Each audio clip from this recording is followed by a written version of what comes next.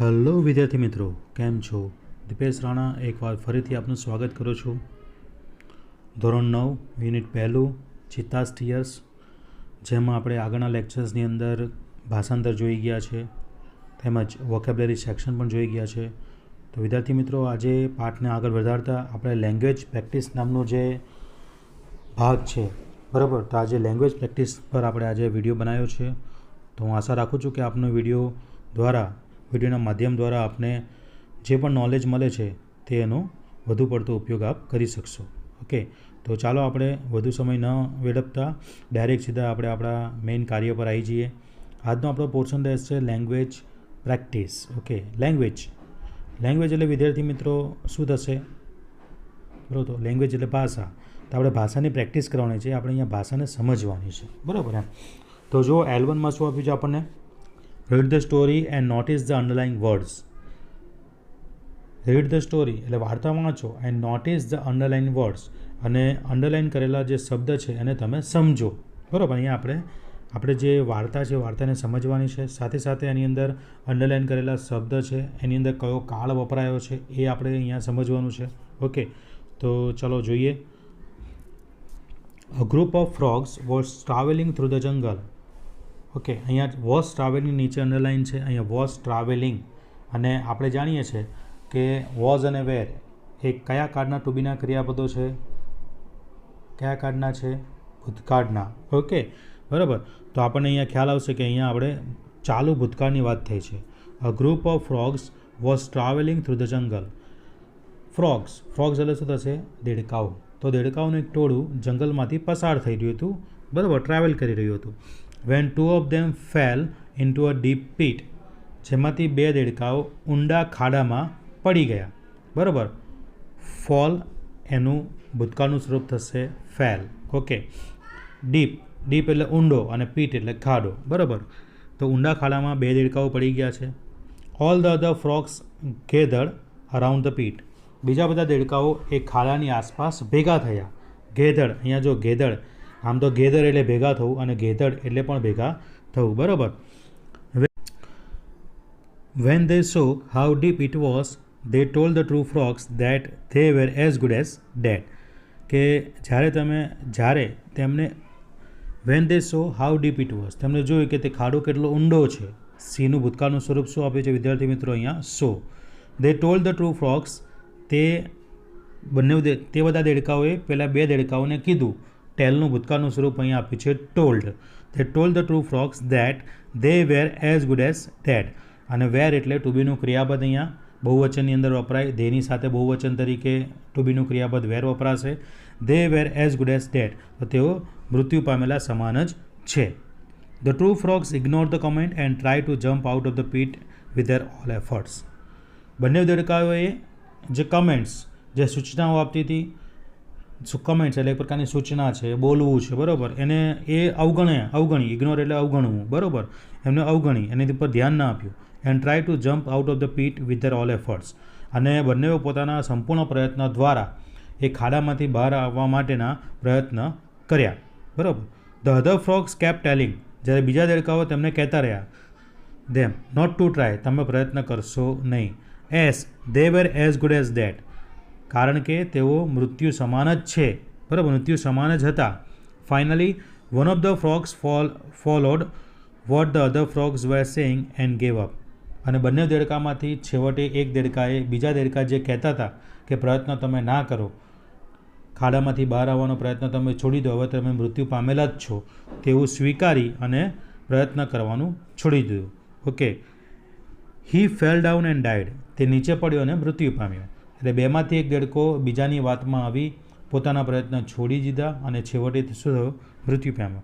જો આ પેરેગ્રાફની અંદર કયા અંડરલાઇન કરેલા શબ્દ છે? પહેલો અંડરલાઇન કરેલો શબ્દ છે ઇગ્નોર્ડ. ઇગ્નોર એટલે શું કરવું? ઇગ્નોર એટલે કોઈની અવગણના કરવી, બરાબર. તો ઇગ્નોરનું ભૂતકાળનું સ્વરૂપ ઇગ્નોર્ડ આપ્યું છે. કેપ્ટ ટેલિંગ, કીપનું ભૂતકાળનું સ્વરૂપ કેપ્ટ, અને ટેલિંગ એટલે આઈએનજી વાળું સ્વરૂપ છે, બરાબર. કેપ્ટ, કીપનું ભૂતકાળનું સ્વરૂપ કેપ્ટ થશે. વેર ટુ બીનું ક્રિયાપદ આપેલું છે. વેર સેઇંગ એ પણ શું છે? ટુ બીના ક્રિયાપદ વત્તા આઈએનજી વાળું સ્વરૂપ છે. ફોલોનું ભૂતકાળનું સ્વરૂપ આપ્યું છે અહીંયા ફોલોડ. ફેલ ડાઉનનું એટલે કે ફોલ ડાઉન એનું ભૂતકાળનું સ્વરૂપ આપ્યું છે અહીંયા ફેલ ડાઉન, બરાબર. અને ડાયનું ભૂતકાળનું સ્વરૂપ આપ્યું છે અહીંયા ડાઇડ, બરાબર. ઓકે, ચલો ત્યારબાદ આગળ. The other frogs continue two jump as hard as is food.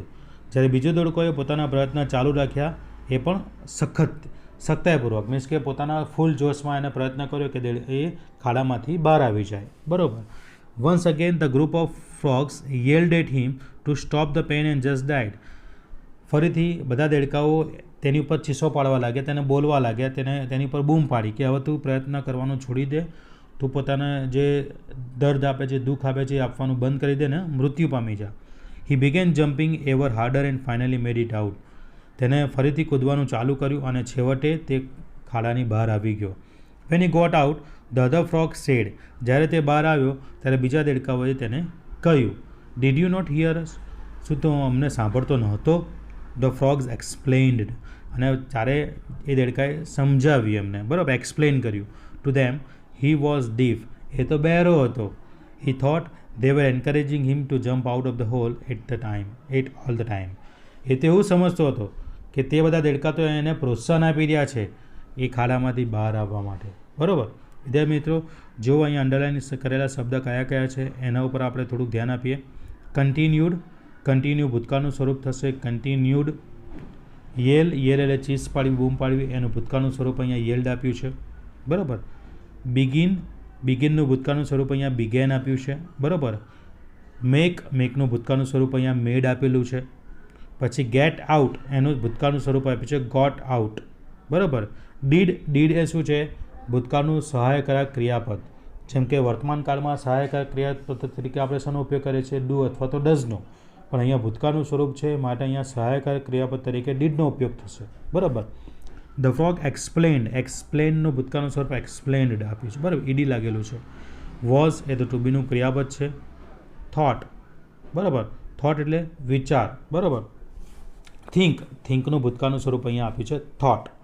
અને વેર ટુ બીનું ક્રિયાપદ અને આપણને ચાલુ ભૂતકાળ આપેલો છે એન્કરેજિંગ સ્વરૂપે, બરાબર.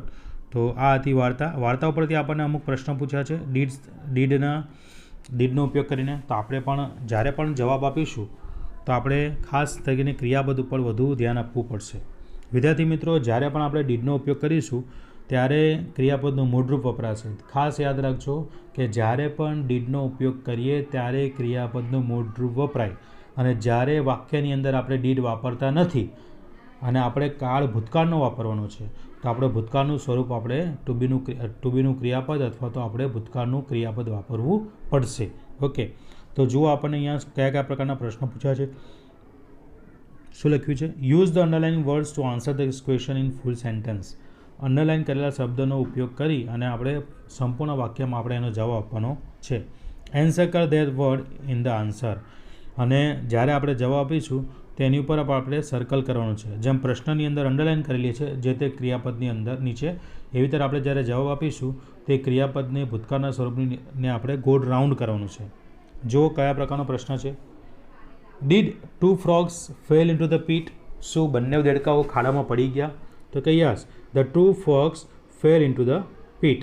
હા, બંને દેડકાઓ ખાડામાં પડી ગયા હતા. ફોલનું ભૂતકાળ શું થશે? Fell. Did both the frogs try to jump out. તો કે યસ, બોથ ધ ફ્રોગ્સ.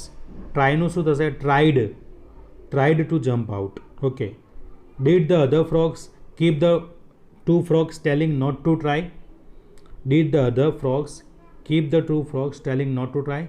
તો કે yes, the other frogs kept telling not to try. Okay. Did the second frog stop jumping? No, the second frog did not stop jumping. જ્યારે આપણે ડીડનો ઉપયોગ કરીશું તો ક્રિયાપદનો અહીંયા મૂળરૂપ તરીકે અહીંયા સ્ટોપનું સ્ટોપ જ રહેશે. Okay. Did the second frog listen to what other frog said. Did the second frog listen what other frog said? No, the second frog did not લિસનનું લિસન જ રહેશે. No, the second frog did not listen what other frogs said. Did the second frog explain that he was deaf? Did the second frog explain that he was deaf? તો કે yes, the second frog explained નું થશે explained that he was deaf. જોઈ વિદ્યાર્થી મિત્રો કે જ્યારે આપણે પ્રશ્ન માટે ડીડનો ઉપયોગ કર્યો, પ્રશ્ન બનાવવા માટે સહાયક ક્રિયાપદ તરીકે ડીડનો ઉપયોગ કર્યો, તો પ્રશ્નની અંદર આપણે ક્રિયાપદનું મૂળરૂપ વાપર્યું, પરંતુ જ્યારે એ જ પ્રશ્નનો જવાબ આપણે આપવાનો છે અને એ પ્રશ્નનો જવાબ હકારાત્મકમાં હશે તો ક્રિયાપદનું આપણે ભૂતકાળનું સ્વરૂપ મૂકવું પડશે. તો જો પહેલા વાક્યમાં ફોલ હતું એનું ભૂતકાળનું સ્વરૂપ થશે ફેલ, બીજા વાક્યમાં ટ્રાય હતું એનું ભૂતકાળનું સ્વરૂપ થશે ટ્રાઇડ, ત્રીજા વાક્યમાં કીપ અપ હતું એનું ભૂતકાળનું સ્વરૂપ થશે કેપ્ટ, ચોથા વાક્યમાં સ્ટોપ હતું પરંતુ આપણે અહીંયા જવાબ નકારાત્મકમાં છે અને આપણે ડીડનો ઉપયોગ કરીએ છીએ જવાબ આપતી વખતે, એટલા માટે સ્ટોપનું સ્ટોપ રાખ્યું. એના પછીનું વાક્ય જુઓ, લિસન. લિસન એટલે પણ સાંભળવું, એનું ભૂતકાળનું સ્વરૂપ થશે લિસન્ટ, બરાબર, પરંતુ આપણે અહીંયા ડીડનો ઉપયોગ કરીશું એટલે લિસનનું આપણે લિસન જ રાખીશું, બરાબર. હવે અહીંયા જુઓ, એક્સપ્લેન. એક્સપ્લેનનું ભૂતકાળનું સ્વરૂપ શું થશે? એક્સપ્લેન્ડ, બરાબર. તો આ હતું આપણું સહાયક ક્રિયાપદ તરીકે ડીડનો ઉપયોગ કરી આ પ્રશ્નના વાક્યના જવાબ આપવાનું હતું. ઓકે, ત્યારબાદ જુઓ L2. L2 શું કહે છે આપણને? L2, work in a pairs and complete this dialogue using was, wasn't, were, weren't. જો વિદ્યાર્થી મિત્રો એક વચન હશે તો આપણે વોઝ વાપરીશું, બહુવચન હશે તો વેર વાપરીશું. જો વાક્યનો જવાબ આપણે એક વચનમાં નકારાત્મકમાં આપવાનો હશે તો વોઝન્ટ વાપરીશું અને વાક્યનો જવાબ આપણને બહુવચનમાં નકારાત્મકમાં આપવાનો હશે તો વેરેન્ટ વાપરીશું. ઓકે, તો આપણે જાણીએ જ છે કે આઈની જોડે વોઝ વપરાશે, યુની જગ્યાએ વેર વપરાશે, હી, સી, ઇટ એની સાથે વોઝ વપરાશે અને તેની સાથે વેર વપરાશે. એટલે જ્યારે પણ આપણને કરતા એક વચનમાં આપ્યો હશે તો વોઝ વાપરીશું અને કરતા બહુવચનમાં આપ્યા હશે તો વેર વાપરીશું. ઓકે, જો પહેલું એક્ઝામ્પલ આપણને આપ્યું છે, where were you in the evening yesterday after school hours. તો જવાબમાં શું લખ્યું છે? I was at my cousin's home. જો આ પ્રશ્નની અંદર આપણે જોયું કે યુની જોડે ક્રિયાપદ તરીકે શું વાપર્યું? ટુ બીનું ક્રિયાપદ આવ્યું વેર અને આઈની જોડે ટુ બીનું ક્રિયાપદ શું આવ્યું? વોઝ. તો એ જ પ્રમાણે આપણે ટુ બીના ક્રિયાપદ શેની સાથે આવશે, કયા કર્તા સાથે આવશે તે પ્રકારે આપણે અહીંયા મૂકવાના છે. એક વચન હશે તો વોઝ અને બહુવચન હશે તો વેર. જો પહેલો પ્રશ્ન, વેર were you at 9 in the morning yesterday. તો જવાબ શું કીધો છે? I was in bed as it was Sunday. I was in bed as it was Sunday. Okay, તો આઈની જોડે આવશે વોઝ. બીજું વાક્ય, were you present in the class yesterday. ગઈકાલે તમે ક્લાસમાં હાજર હતા તો કે યસ આઈ વોઝ. આઈની જોડે શું વપરાશે? ફરી પાછું અહીંયા વોઝ. હવે જુઓ ખાલી જગ્યા, Sardar Patel the first prime minister of India. Sardar Patel એક વચન છે એટલે આપણે ખાલી જગ્યામાં મૂકીશું was. Was Sardar Patel the first prime minister of India. તો જવાબમાં આવશે no he wasn't. No he wasn't, it was Jawaharlal Nehru. Okay, ત્યારબાદ ચોથું વાક્ય, ખાલી જગ્યા, Yuvraj Singh a part of Indian cricket team during world cup. તો was Yuvraj Singh a part of Indian cricket team during world cup. Yuvraj Singh એક વચન છે એટલા માટે પ્રશ્ન બનાવતી વખતે આપણે વોઝનો ઉપયોગ કરીશું અને જવાબમાં નકારાત્મક નો હી વોઝન્ટ. ચલો, હવે ધેર આપ્યું છે ખાલી જગ્યાની અંદર પાછળ તરત જ જુઓ, ખાલી જગ્યા, there power cut at your place yesterday. તો ધેર છે એટલે આપણે ટુ બીના ક્રિયાપદ તરીકે વેર વાપરીશું. Were there power cut at your place yesterday. શું ગઈકાલે તમારા ત્યાં પાવર કટ થયો હતો, લાઇટ કપાઈ ગઈ હતી? કે નો ઇટ વોઝ, ના નથી કપાઈ. In fact we watch a movie last night. બરાબર, we watched a movie last night. એના પછી છઠ્ઠો પ્રશ્ન જુઓ, ફરી પાછું ખાલી જગ્યા પછી ધેર છે એટલે આપણે અહીંયા વેરનો ઉપયોગ કરીશું. તો were there guests at your home last Sunday. તો કે yes there were, they were my brothers friends. બરાબર, અહીંયા સંપૂર્ણ ખાલી જગ્યાઓની અંદર વેરનો ઉપયોગ થશે. ફરી પાછું યુ આવ્યો એટલે આપણે ટુ બીના ક્રિયાપદ તરીકે વેરનો ઉપયોગ કરીશું. Were you a part of school cultural programme last year. તો કે yes I was, I perform a folk dance. બરાબર, ત્યારબાદ જુઓ ડીડ યુ. હવે અહીંયા આપણે ઉપરની ખાલી જગ્યા મુજબ અહીંયા ક્રિયાપદ મૂકવું પડશે. શું મૂકીશું? Did you perform in the cultural programme last year. Perform આવશે કેમ કે આપણે આગળ પ્રશ્ન બનાવવા માટે ડીડનો ઉપયોગ કર્યો એટલા માટે. તો did you perform in the cultural programme last year. તો કે yes I did, I perform a folk dance. બરાબર, એવો જવાબ આવશે વિદ્યાર્થી મિત્રો. ખાલી જગ્યા, Sanskrit compulsory for you in class 8. તો was Sanskrit compulsory for you in class 8. બરાબર, was Sanskrit compulsory for you in class 8. તો કે યસ ઇટ વોઝ. શું આવશે? Yes, it was. તો વિદ્યાર્થી મિત્રો, આજે આપણે L1 અને L2 વિશે જોઈ ગયા છે, બરાબર. હવે નેક્સ્ટ લેક્ચરની અંદર અથવા નેક્સ્ટ વિડીયો લેક્ચરની અંદર આપણે આગળ L3 L4 વિશે આપણે આગળ ભણીશું, બરાબર. તો આજનો વિડીયો આપણે આટલે અહીંયા સુધી રાખીએ છીએ. ઓકે, તો તમે આજે જે પણ લેંગ્વેજ પ્રેક્ટિસની અંદર ભૂતકાળના સ્વરૂપ, ભૂતકાળના ટુ બીના ક્રિયાપદો આપણે જોયા, તો આ ક્રિયાપદો તમે સમજશો. ભૂતકાળની અંદર આપણે સહાયક ક્રિયાપદ તરીકે ડીડનો ઉપયોગ કર્યો છે, તે પણ આપણે જોયું. ભૂતકાળના ટુ બીના ક્રિયાપદ તરીકે વોઝ અને વેરનો ઉપયોગ થાય છે, તે પણ જોયું. તો આ લેંગ્વેજ પ્રેક્ટિસની અંદર આપણે સાદો ભૂતકાળ અને ચાલુ ભૂતકાળ વિશે આપણે શીખી ગયા છે, બરાબર. તો આજે આપણે અહીંયા સુધી પ્રેક્ટિસ રાખીશું. નેક્સ્ટ લેક્ચરની અંદર આપણે આગળ હજુ પણ જે ભૂતકાળનું એક્સરસાઇઝ છે L3 અને L4, તો એના વિશેની આપણે વાત કરીશું. ઓકે વિદ્યાર્થી મિત્રો, બાય, ટેક કેર.